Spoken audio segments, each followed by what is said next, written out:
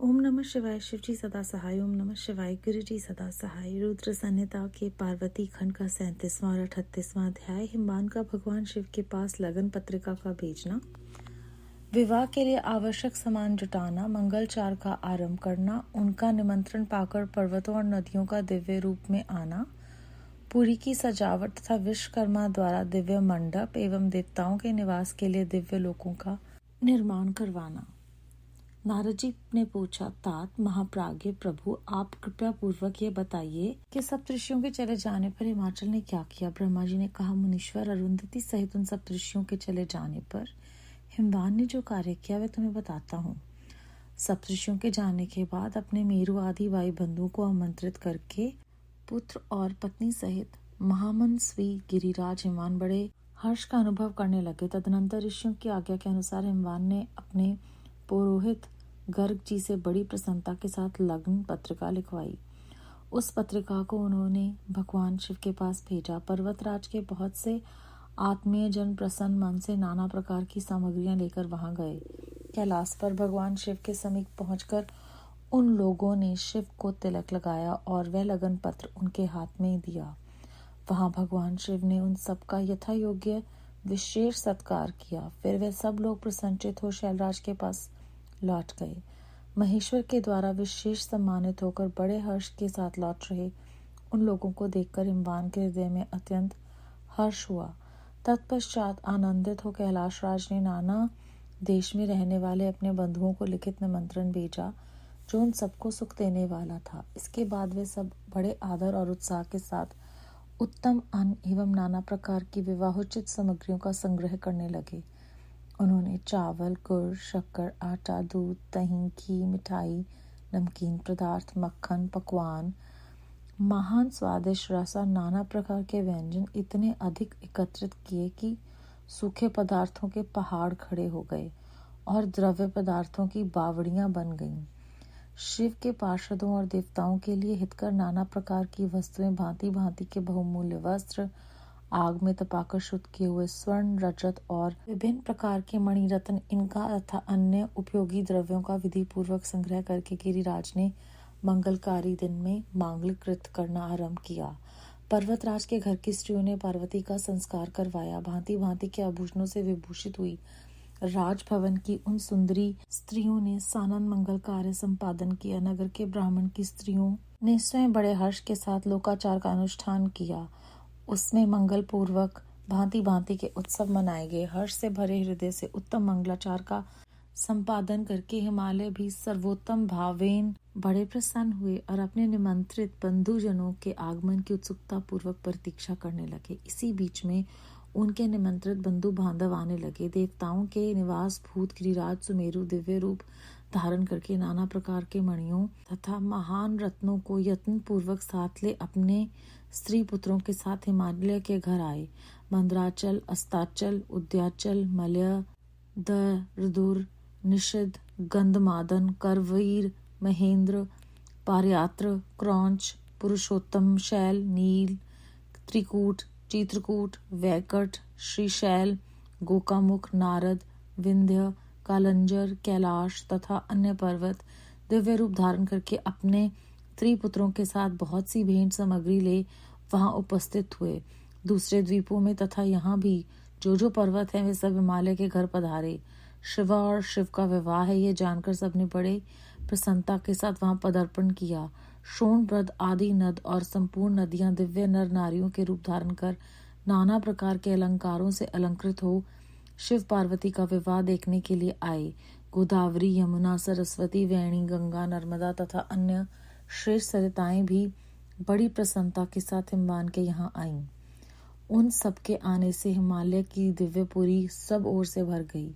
वह सब प्रकार की शोभाओं से संपन्न थी। वहां बड़े बड़े उत्सव हो रहे थे। ध्वजा पताकाएं फहरा रही थी।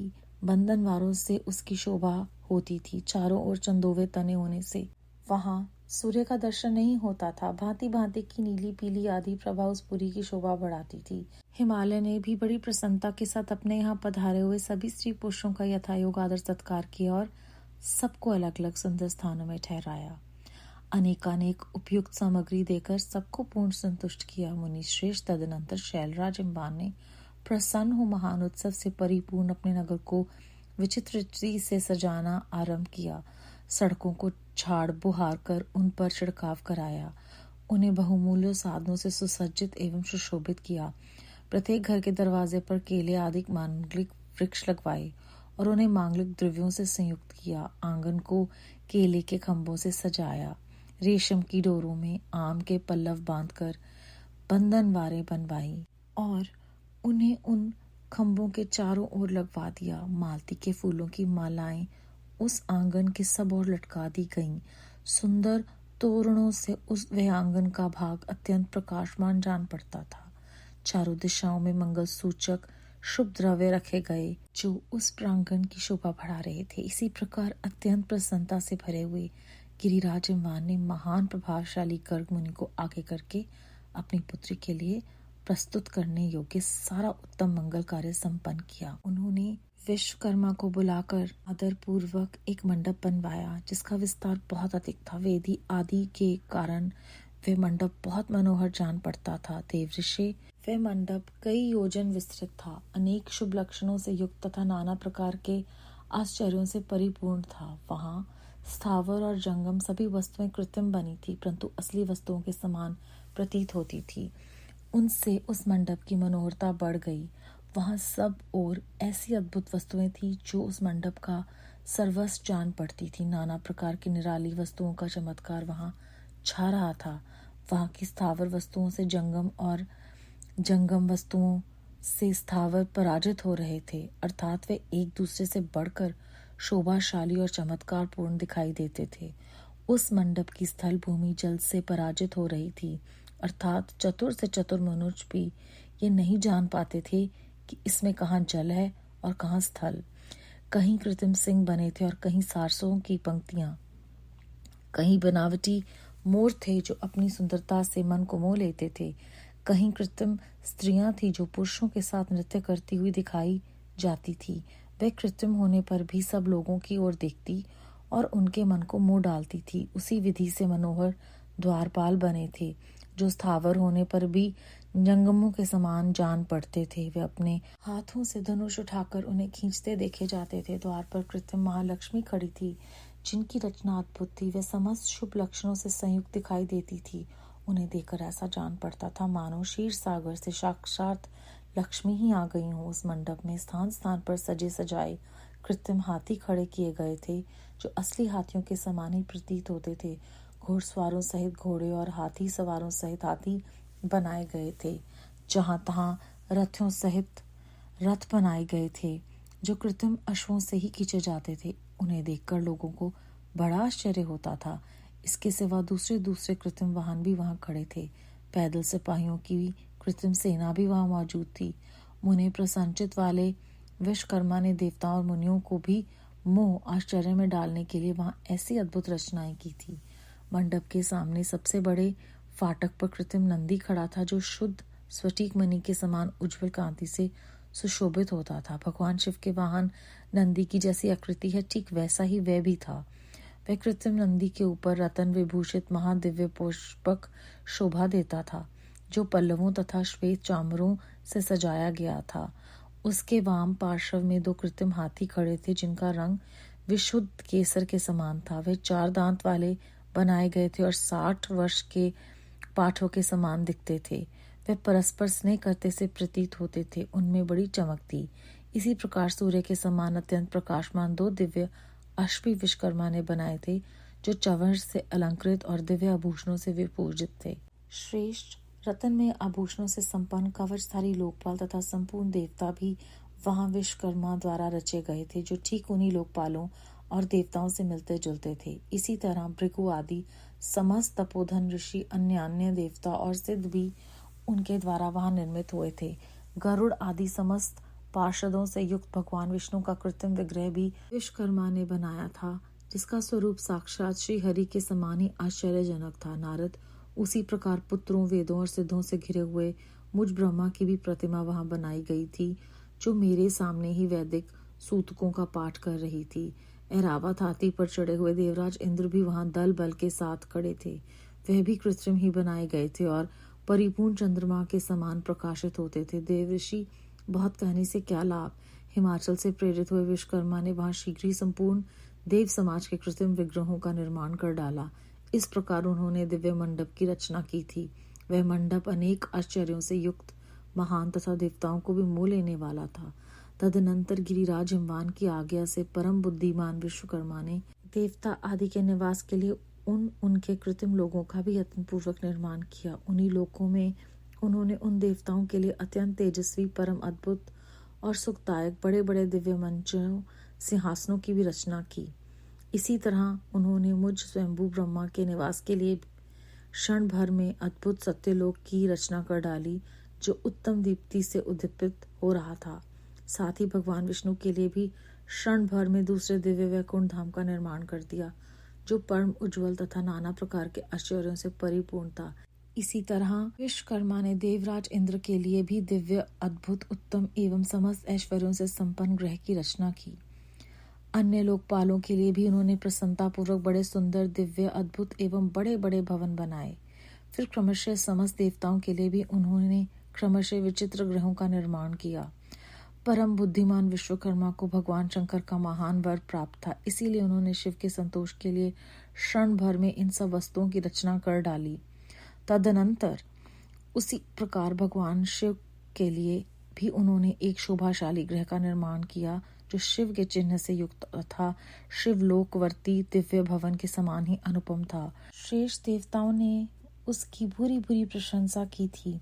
वह परम उज्ज्वल, महान, प्रभापुंज से उदासित, उत्तम और अद्भुत था। विश्वकर्मा ने भगवान शिव की प्रसन्नता के लिए वहां ऐसी अद्भुत रचना की थी, जो परम उज्ज्वल होने के साथ ही साक्षात महादेव जी को भी आश्चर्य में डालने वाली थी। इस प्रकार यह सारा लौकिक व्यवहार करके हिमाचल बड़ी प्रसन्नता के साथ भगवान शंभू के शुभागमन की प्रतीक्षा करने लगे। देवऋषि हिमालय का यह सारा आनंददायक वृतांत मैंने तुमसे कह सुनाया।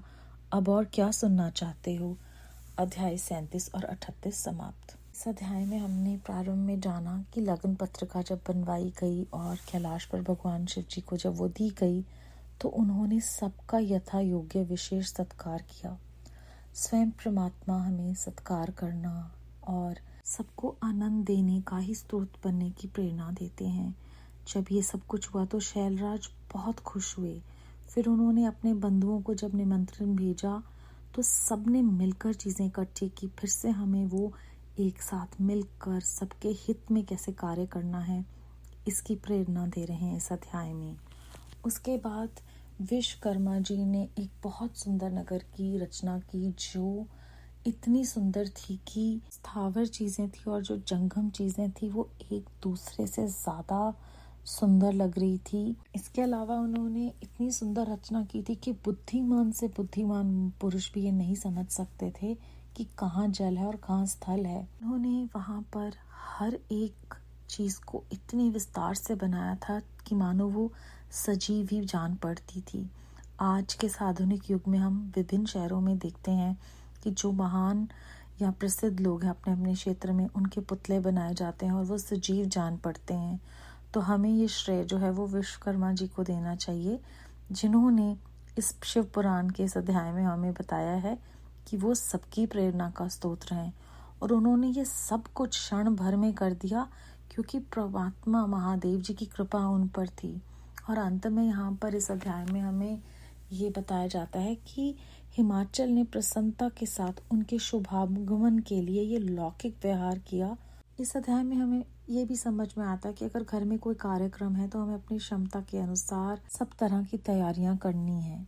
एक तरफ उन्होंने सब कुछ एकत्रित करवाया, उसके अलावा जो भी उनके घर स्त्री पुरुष पधारे उनका उन्होंने यथा योग्य आदर सत्कार किया और सबको सुंदर स्थानों में ठहराया, सबको उपयुक्त सामग्री दी ताकि वो संतुष्ट हों। तो हमें अपनी क्षमता के अनुसार इन सब बातों का ध्यान रखना चाहिए। इस अध्याय में ये सब पढ़ते पढ़ते हम वहीं चले जाते हैं मन में, ध्यान में।